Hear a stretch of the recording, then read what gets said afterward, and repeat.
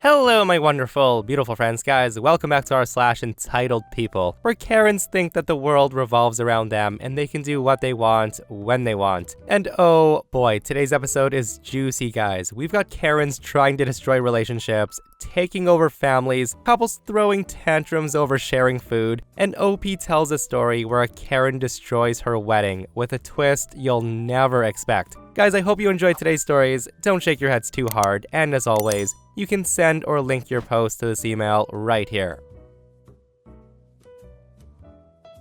So this is not my story. This was told to me by a woman that I knew from work several years ago. She's a very sweet nurse.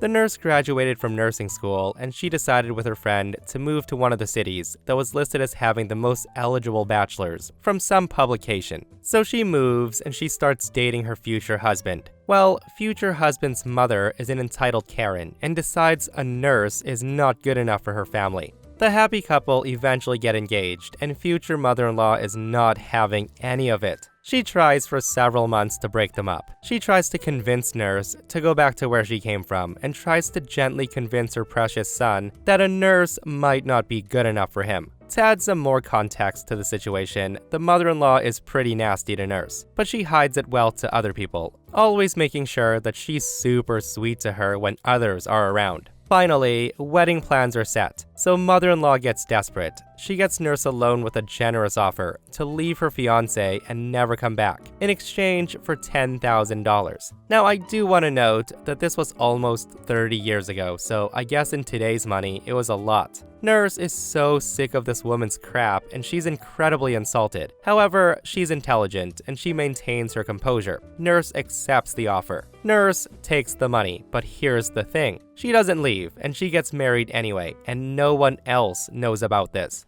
And the best part is, mother-in-law can't say or do anything about it without exposing herself to her family as a horrible person. Nurse and husband are still happily married, their kids are grown, and husband still has no idea this went down. Mother-in-law has suffered silently for almost 30 years. Guys, oh my goodness, do I love this post. And the best part about this is that nasty mother-in-law couldn't do a damn thing about it. And guys, I really am curious if mother-in-law ever got nurse into the same room alone after the wedding, and what that conversation was like. Oh, and for all who are wondering, $10,000 30 years ago would roughly be $21,000 today. Not a bad chunk of change. And this person comments, mother-in-law on deathbed. Wife should suggest everyone to leave to let her rest. Once alone, she leans in and says, "Don't worry about the funeral arrangements. I have everything covered." You'd be surprised how little you can get for $10,000 nowadays.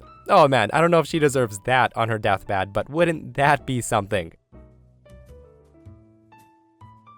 So my mom passed away 5 years ago, and I think of her every day. My dad went through a really bad depression, and I had to take care of myself and him basically. During the Christmas holidays, my dad told me that he'd been seeing someone for a while. I did notice that he was happier, and I guess I was happy for him. I didn't want him to be lonely forever, but I did feel like my mom was being erased completely. Now, I say that because he never wanted to talk about mom after that, and he got rid of all the pictures with her in them. He then said that his girlfriend will be spending Christmas with us and then moving in, and I wasn't happy at all. I don't even know her, but I didn't say anything. I met her on Christmas, and usually my dad and I put the star on the tree that day. We would put the star on the tree and watch The Grinch. It's our tradition, and we kept it even when we were grieving my mom. It's the only tradition from when she was with us that we actually kept. When his girlfriend came over, he put the star on with her while I was in the bathroom. Also, we didn't watch The Grinch because she out loud said that she hates it. I know I sound spoiled, entitled, childish, whatever, but I was so angry. We've been doing this my whole life, and she just came in and destroyed it. The whole night, she didn't even bother getting to know me at all. She was all over my dad, and she pretty much ignored me. I told my dad how upset I was about our tradition, and he said that I should grow up, and that things change. I didn't like her because she gave me a bad feeling, so I never got close to her. She complained to my dad for not making her feel welcomed, and I did feel bad because she makes my dad really happy, so I did try being more friendly with her. In front of my dad, she was nice to me, but when we were alone, she would ignore me or she spoke to me with this holier-than-thou attitude. She even told me that I was a brat and that I make my dad's life harder. I told him, but he didn't believe me, and he yelled at me for trying to sabotage his relationship. The conversation ended with him saying that I wanted him to die alone and be sad and that I was being self-centered. I was so shocked because none of it's true. My dad basically treated me like I wasn't even there at all after that, and I felt like I did when my mom died, all alone. I stayed up really late one night because I couldn't sleep, and I wanted to sneak in for a midnight snack. Dad's girlfriend was in the kitchen on FaceTime, so I decided to be really nosy and listen. She was talking about my dad and how much she loves him. And then she said that he had this dumb daughter who's in the way of her perfect family, and she wondered if it was too late for adoption. Her and her friend laughed at that. She then said that I was a little bitch and she hated me. Her friend then said something about boarding school or military school, but I left, so I didn't hear the rest. I was so exhausted from all the crying I did, so I actually slept. I didn't tell my dad, and I don't even know if I should since he probably won't believe me. I just really miss my mom. I kind of want to go live with my grandparents, my mom's parents, but I don't want my dad to think that I'm leaving him. I don't even know what I can do, or if I can even do anything. How do I get my dad to listen to me, and would I be wrong for leaving? Yeah, so that's definitely a tough situation for OP to be in, especially finding out that not only is dad neglecting her for someone new, but that the someone new happens to be a selfish, entitled-sounding brat whose picture-perfect life doesn't involve OP.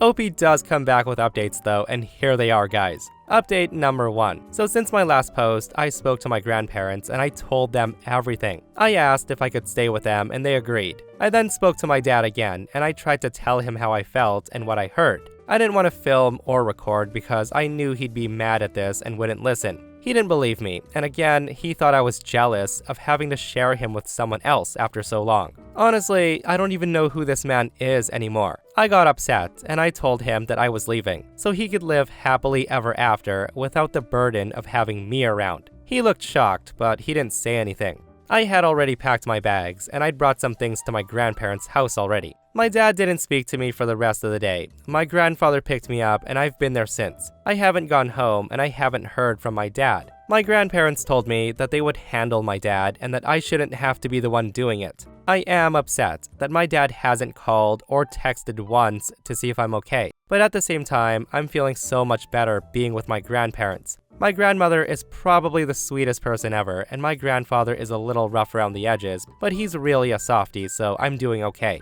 Update number 2. So my dad came to visit me at my grandparents' place to talk to me. He brought his girlfriend with him. He then said to me, "Girlfriend and I have been talking, and we've decided that it's best you stay here." My dad then said that I can come clean out my room completely and he'll help.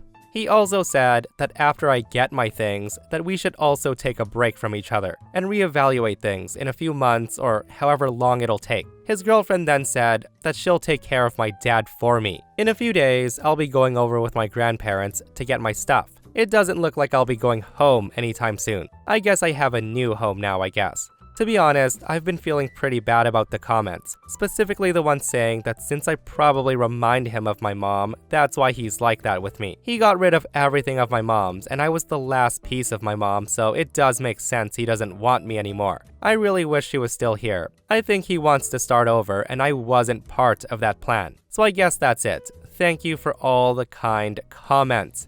Oh boy, guys, that was a freaking sad ending, I'm not even gonna lie. And I'm truly heartbroken for OP, that dad basically is okay with abandoning her like that. His own daughter, guys. Like, it seemed like they had such a great father-daughter relationship, and it makes me so sad that in the end, dad chooses a new girlfriend over his own daughter, who seems to love him so much and wants nothing more than to be a family. And honestly, it might be mean to say this, but I hope dad ends up miserable with the new girlfriend and realizes one day that he made the wrong choice. And guys, I only say that because dad seemed like he went from a good dad to a complete a-hole once he met this new woman. Like, what kind of parent says to their child, "We should take a break"? Like, holy cow, sir. So here's some background. My boyfriend's a 28-year-old male, and I'm a 25-year-old female. And we've been together 5 years, lived together 3. Our relationship was great, truly. We have a joint account that we contribute to monthly to handle joint expenses like rent, groceries, etc. Everything else is split. My boyfriend is 6'3". He's like 200 pounds and he works out daily. He also eats a lot to keep up his caloric intake, which is fine, except for this one issue. We buy snacks, and he always eats my half before I can even get to it. Normal food and ingredients he's fine with, but if it's quickly accessible, I'll never get any. We argue, he apologizes, rinse and repeat. And this is the only bad thing he's done. Like seriously, in all other aspects of the relationship, he's respectful and considerate. Snacks are where all bets are off. Anyways, last week I lost it after he finished an expensive cheese we had gotten that I was really looking forward to eating. It was gone after an hour and I lost my lid. I didn't speak with him for a day and ended up ordering a fridge lockbox. After our next snack run a couple of days later, I divided each snack in half and I locked mine in the lockbox. From his reaction, you'd think that I was kicking puppies. He said I was being disrespectful and controlling, and how dare I keep food that he paid for from him. When I reminded him my money went into it too, he screamed that he didn't give a damn and then left. He slammed the door so hard that the picture fell off the wall and broke. He didn't come back until the next day, but that was to change for work and leave immediately. He then came home late and went straight to the guest room. 4 days of this. So I broke last night and I asked him to please talk about it, and he said he had nothing to say to me until I got rid of the lockbox. Honestly, I'm completely appalled at his reaction, and I'm genuinely worried that he might be on drugs or having a mental breakdown or something. This is the most irrationally that I've ever seen a grown man react. He's ignored me, only to randomly ask if I've gotten rid of the lockbox, and I'm not getting rid of the lockbox. We're supposed to renew our lease next week, and I'm considering cutting my losses and just leaving. Is this relationship even worth salvaging? Is there anything I can do to solve this? He's refusing to communicate unless I get rid of the lockbox, which is not happening. So am I the a-hole? Oh boy. So honestly, I don't think OP's the a-hole for getting a lockbox, but I just don't think a lockbox in a relationship is ever a good idea, guys. And honestly, I can't see this going the mile, especially if something like the boyfriend constantly eating her snacks is blowing up into a huge dispute. With that said though, I don't know all the details, but OP does say that her boyfriend works out daily, so maybe he could also be taking testosterone, which I know for a fact can cause hyper irritability and over-aggressiveness, aka roid rage. And I say that because OP does have an update, guys, and it doesn't get any better. Her update says, boyfriend kept staying out late and refusing to talk. So I tried to talk to my boyfriend about the lockbox again, and I mentioned that I didn't think the lockbox was the real issue, but he was a brick wall. He insisted that it's abusive and controlling to deny him food. I just kept pushing, asking if he was on drugs or cheating or something. I said to him that flipping out over something so small and staying out at all hours was suspicious as hell. I then said that I thought he was using the lockbox as an excuse to be out of the house to do something bad. Now me saying that unleashed an hour-long screaming tantrum that ultimately resulted in him throwing my MacBook against the wall and shattering it. And honestly, I really thought he was going to hurt me. So yeah, I called my dad, who called the cops. I don't want to get too into the legality of it, but I'm pressing charges for destruction of property. It was a $2,500 laptop. Dad and my godfather moved me out yesterday, and I'm looking for a new place. I don't have a lot, except for clothes and a couple of kitchen appliances. I left the lockbox but took my snacks with me because F him. I left it locked too. My ex-boyfriend has been spamming me, and I'd block him, but I feel I need this for evidence in case his behavior escalates. I texted him the first night that we were done. I took our photos down, everything, and he begins ranting at me. And here are some gems. Number 1. He was ranting, raging how I still didn't get rid of the lockbox. Number 2, he asked for stuff that he gifted me back.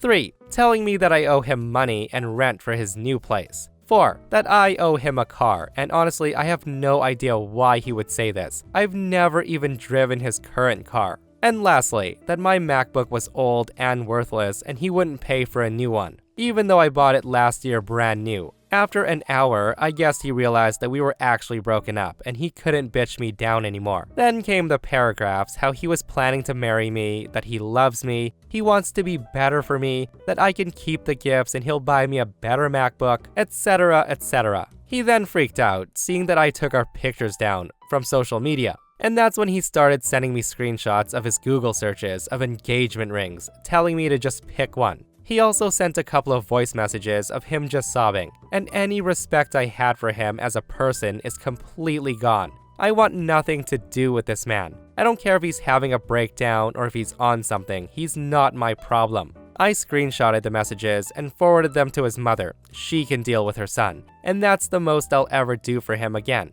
As for me, I'll be okay. I have some savings, but this has been a weird week. I feel like I should be sad, but like I said, I've lost all respect, and I don't feel anything but disdain for him. So yeah, that update that OP provided does scream roid rage, guys. I just wish both of them the best. And all I can say is that loving couples should be sharing snacks with one another, not get petty over who eats what, right? To the point where lockboxes are needed, which is absolutely ridiculous. But guys, let me know what you think. Are there any happy couples out there with lockboxes in your homes?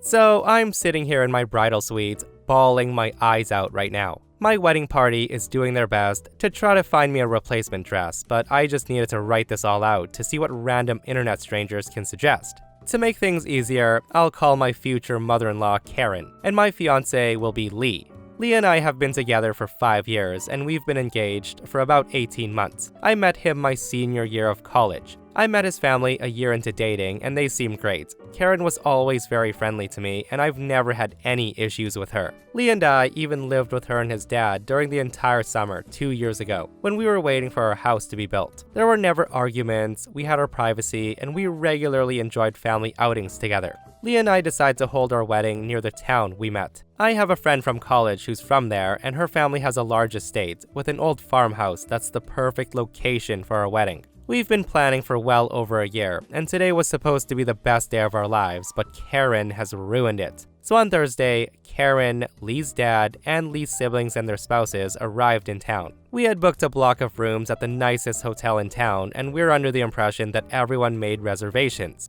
Well, it turns out that Karen and Lee's dad expected to stay on the estate. Now, I don't see how this happened, since when we reserved the estate and secured the block of rooms, I provided hotel information to everyone: Karen, Lee's dad, siblings, and spouses at the family dinner. Karen asked if she and Lee's dad would be staying at the estate, and I told her that the estate only had one house, and we would be using it to get ready and to stay at Thursday to Sunday. Anyway, when they got here Thursday and they didn't have a room, we scrambled, and we decided to give them the house Thursday night, while Lee and I ended up crashing with my friend, whose family owns the estate. It was no big deal, except Karen refused to get a hotel room because the hotel where we blocked rooms is sold out. Lee gently told her that she and his dad can't stay at the house again. So Karen starts crying, and I told her that I would find another place for them to stay. We found another room for them at the second nicest hotel in town, got them a larger corner room, and even covered the cost for last night and tonight. Last night, my 4 best friends arrived, and after the rehearsal dinner, we piled up on the couches, watched movies, ate popcorn, and enjoyed a few cocktails at the estate house. At 8:30 this morning, I was woken up by my mother, who had tears in her eyes. She told me that somehow my wedding dress had been destroyed and there was no way to salvage it. I went to take a look, not even believing what I was hearing, and what I saw broke me. My dress was cut into strips, my veil had been ripped to shreds, and there was nothing salvageable.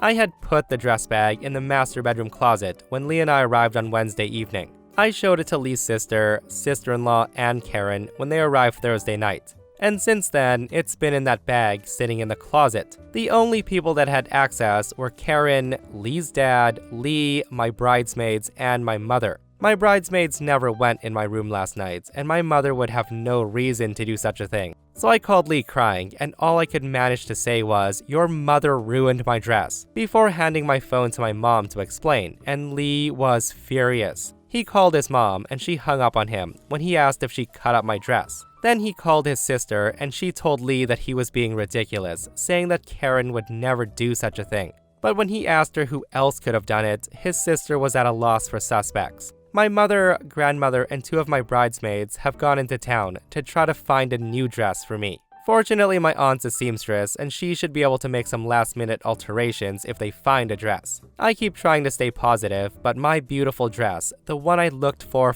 over a year, the dress I imagined myself marrying the love of my life in, is gone. And Karen, oh my god, Karen. I don't even want to look at her ever again, much less have her be a part of my wedding. I can't bring myself to tell Lee how I feel, and he hasn't asked, probably because he knows what I'm going to say. He also knows that I would marry him in a bathrobe, but that's not the point. The point is that Karen, for some reason, has single-handedly destroyed my wedding. Update number 1. So my husband and his sister decided to confront their mother together. So the outcome of all this is that my husband told his mother that she wasn't allowed at the wedding, and she proceeded to lose her mind. Apparently, this was alarming for the family since this was not like her. However, no one forced my husband to change his mind, which made me feel better with continuing with having the wedding. Father-in-law also said that they would pay for the ruined dress and the replacement dress purchased. Of course, there were plenty of people asking where mother-in-law and father-in-law were, but my husband and siblings handled it by saying she wasn't feeling like herself, and that sufficed. This morning, father-in-law called, congratulated us, and apologized for mother-in-law's actions. She's wanting to apologize, but I refuse to speak with her. My husband and I are at the airport, waiting for our flight to go on our honeymoon, so I hope the next week is enough time to get myself together. Update number 2. So some of you suggested a doctor's exam for my mother-in-law. It's not needed. We found out this morning that she has a brain tumor. She and father-in-law were keeping it from the family as to not take away from our celebration. They were going to tell us and the rest of the family when we got back from our honeymoon. This is why father-in-law was so quick to apologize and offered to cover costs. And while he wasn't aware of what happened, he knew mother-in-law was displaying some odd behavior the last week. Without giving too much information, mother-in-law most likely cut my dress because she thought she was working on it. Given the way it was cut, this does make sense. I've still not spoken to her, but she did send a lengthy email apologizing for her actions, admitting that she did this despite not fully remembering, and telling me that she understands if I never speak to her again. I never in a million years would have thought she could have done this, but the process of elimination ended with her. Also, to better explain a few things about her and father-in-law staying Wednesday night, mother-in-law seemed completely confused and thought they were staying at one of the houses on the estate. Now knowing about the tumor, this explains her confusion that night and her strange behavior and attitude on Thursday and Saturday mornings. I feel terrible about this, and seriously, I hope she'll make a full recovery. Also, for those that felt that I should be out for blood, I won't lie. And to be completely honest, I wanted her dead at several points Saturday morning. But she was absolutely wonderful to me the entire time I've known her. Again, we've even lived with her and father-in-law for an entire summer, and she never once crossed a boundary or was anything but kind and loving. But I do want to make it clear that if she wasn't going through this medical issue, I would never see her again, nor would she ever see any children we might have. And another common question, why father-in-law stayed with her and missed the wedding? At the time, he told my husband that he felt mother-in-law needed to be watched, and my husband thought that he meant mother-in-law might act out again. We now know that father-in-law was worried that mother-in-law might have another episode and could get hurt or hurt someone else. Again, thank you all for reaching out. Yeah, so this is one of the posts that made me angry reading it, guys, but then the updates came and I was like, oh my goodness, that poor woman. Like, with reading so many Karen stories out there,